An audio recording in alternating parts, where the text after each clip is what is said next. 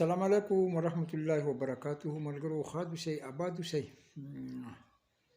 هسې ما وی کنه په د پاکستان کې زموږ په شان د دیاړي مارو خلکو دا ژوند لکه ډېر لنډ تنګ او سخت وي، او په خصوصي د هغه چا دپاره څوک چې د لسو خپو دیاړي مزدوري کوي، نو یو ورځ یې دیاړي 15 ورځې نه په هغه دیاړۍ باندې د کور اخراجات نه پوره کېږي، تعلیم د بچو نه پوره کېږي، کرایانې نه پوره کېږي. ډېر خلک پکې په کرایې کې مرضونه لا ډېر دي، دوايانې لا ګرانې دي. یعنې د ګرانۍ خو څه وایمه هر څه.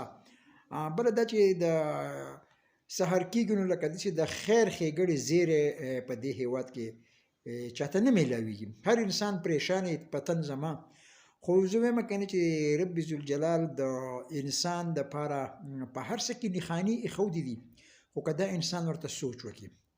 قدرمنو تاسو د سیټ ته دا ویډیو ګورئ کنه، دا د افریقي خلک دی. نو داسې زما مخې له رالو، ما سوچ کوو چې ګوره موږ وایو چې مال نشته، ډوډۍ نشته، جامې نشته، پیزار نشته، خوراک نشته، دوايانې ګرانې. دا په خپل ځای ټیک دي چې هر څه ګران دي، خو د رب ذوالجلال نه چې هر څومره شکریه موږ ادا کړو کنه هغه به بیا هم کمی، ځکه چې اوس یې د دې افریقې د په شانتې خلکو په شان پیدا کړی. ګوره نه یې کورونه شته دی، د دوی د خوراک ته وګوره، د دوی د لباس ته وګوره کنه، دوی هم دغه دي ژوند کوي، لګیا دي، نه څه ګیلې کوي، نه څه شکوې کوي، نه خفه دي. نو د دې مطلب دا شو چې لکه زه خپل مطلب دا علمه چې دا هم الله تعالی زمونږ دپاره د عبرت یو نشان ګرځولی دی.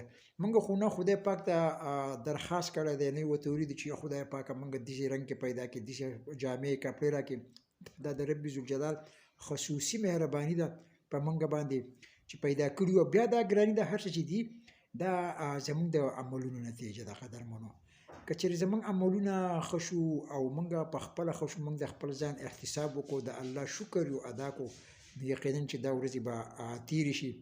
نو په هر حال کې راځي چې د رب ذوالجلال شکر وباسو، خپل ځانونه صحیح کړو، د خپل ځان احتساب وکړو، ځکه الله تعالی فرمایي لئن شکرتم لازیدنکم ولئن کفرتم انی عذابی لشدید. که تاسو شکر وکړه زه به درله ښه سیوا کومه، که تاسو ناشکري وکړه زما سره سخت عذابونه دي. نو الله تعالی دې موږ شکر ګزار جوړ کړي، او الله تعالی دې موږ د خپلو عذابونو او د ازمیښتونو نه په امان وساتي. سلام علیکم ورحمت الله وبرکاته.